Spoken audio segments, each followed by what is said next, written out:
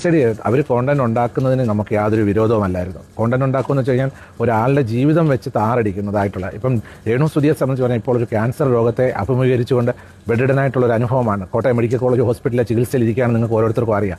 അപ്പോൾ അവർക്ക് മുൻപോട്ട് പോകാൻ കഴിയാത്ത രീതിയിലുള്ള വളരെ ആരോഗ്യ പ്രശ്നങ്ങൾ, മാനസിക ബുദ്ധിമുട്ടുകൾ, അങ്ങനെ ശാരീരിക ക്ലേശങ്ങൾ ആ സന്ദർഭത്തിലൂടെയാണ് ഇപ്പോൾ ആ രേണു സുധി കടന്നുപോയിക്കൊണ്ടിരിക്കുന്നത്. ആ സമയത്ത് ഇങ്ങനെയുള്ള ഏറെക്കുറെ ചില യൂട്യൂബേഴ്സ് എന്ന് പറയാവുന്നവരോ റിയാക്ഷൻ വീഡിയോസ് ചെയ്യുന്നവരൊക്കെ വളരെയധികം അവരെ നശിപ്പിച്ച് കളയത്തക്ക രീതിയിൽ ഇപ്പോൾ അവരുടെ ട്രീറ്റ്മെൻറ്റിന് വളരെയധികം കാര്യങ്ങൾ ആവശ്യമായിട്ട് വന്നൊരു സന്ദർഭത്തിൽ ആ ട്രീറ്റ്മെൻറ്റിന് സഹായങ്ങൾ അവരെ സ്നേഹിക്കുന്നവരാണ് അവരെ പലപ്പോഴും സഹായിച്ചുകൊണ്ടിരിക്കുന്നത്. അവർക്ക് പോലും ഒരു സംശയങ്ങൾ ഉളവാക്കുന്ന രീതിയിലുള്ള വീഡിയോകളിട്ട് ആ കുടുംബത്തെ തകർത്ത് കളയാൻ ശ്രമിക്കുന്ന ഒരു അനുഭവമാണ്. അതിനോടൊപ്പമാണ് ആ ഒരു കുടുംബ നിമിത്തമാണ് എന്നെയും ഇപ്പോഴും ഭയങ്കരമായ രീതിയിൽ സൈബർ ബുള്ളി ചെയ്തുകൊണ്ടിരിക്കുന്നത്.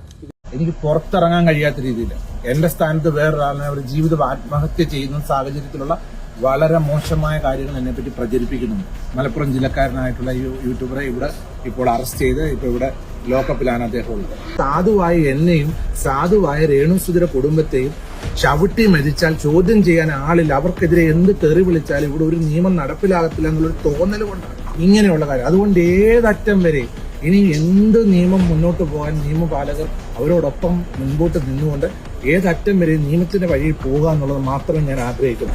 ഒരാളുടെ ജീവിതം വെച്ച് താറടിക്കുന്നതായിട്ടുള്ള രേണു സുധിക്ക് സുഖമില്ലാതെ വന്നപ്പോൾ എന്ത് മുതലെടുപ്പാണ് നിങ്ങൾ ഉദ്ദേശിക്കുന്നത്? ഞാൻ ആരെ ഉപദ്രവിക്കാൻ അങ്ങോട്ട് പോകുന്നില്ല. എന്നെ ഉപദ്രവിക്കുന്ന വ്യക്തികളെ നിയമത്തിന് മുമ്പിൽ കൊണ്ടുവരിക എന്നുള്ളതല്ലാതെ എനിക്കൊന്നും കഴിയത്തില്ല. രേണു സുധി സുഖമില്ലാതെ ഹോസ്പിറ്റലിൽ നിന്ന് വീട്ടിൽ വന്ന് വിശ്രമിക്കുന്നു. പ്രാർത്ഥനയ്ക്ക് എന്നോട് അവർ റിക്വസ്റ്റ് ചെയ്ത് ഫാമിലി ഞാൻ പോയി പ്രാർത്ഥിച്ചു. അത് മാത്രമേ ഞാൻ ചെയ്തിട്ടുള്ളൂ. അതായത് എനിക്ക് ഇതിൽ കൂടെ ഒരു മുതലെടുപ്പ് നീ ചോദിച്ച ക്വസ്റ്റ്യൻ വളരെ വേദനാജനകമാണ്. എന്ത് മുതലെടുക്കാനാണെന്നാണ് ഉദ്ദേശിക്കുന്നത്? തെറി മെസ്സേജുകൾ, കമന്റ്സ് അല്ലാതെ എനിക്ക് എന്താ ഇതിൽ നിന്ന് പ്രയോജനം? എനിക്ക് രാഹുൽ ദാസ് എന്ന ചെറുപ്പക്കാരനോട് യാതൊരു രീതിയിലുള്ള വൈരാഗ്യമോ മുൻവൈരാഗ്യമോ പിണക്കങ്ങളോ ഇല്ല.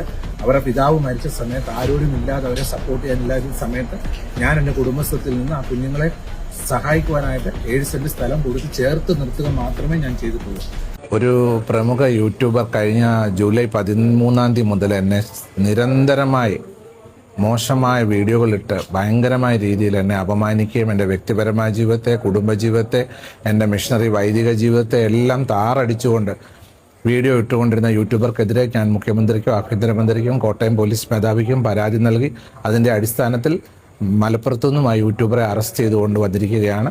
ഇപ്പോൾ അതിൻ്റെ പ്രതിയെ കണ്ട് ബോധിപ്പിക്കേണ്ടതിനായിട്ട് ഇവിടുത്തെ SHO എന്നെ ഇവിടെ വിളിച്ചു വരുത്തുകയും ഞാൻ പ്രതിയെ കണ്ട് ബോധ്യപ്പെടുകയും ചെയ്തു. അതനുസരിച്ച് FIR രജിസ്റ്റർ ചെയ്തു. FIRന്റെ നമ്പർ 944/2026 എന്നുള്ള FIR നമ്പറിൽ കേസ് രജിസ്റ്റർ ചെയ്തു. പ്രതിയെ കോടതിയിൽ രാവിലെ ഹാജരാക്കുമെന്നാണ് SHO എന്നോട് പറഞ്ഞിരിക്കുന്നത്.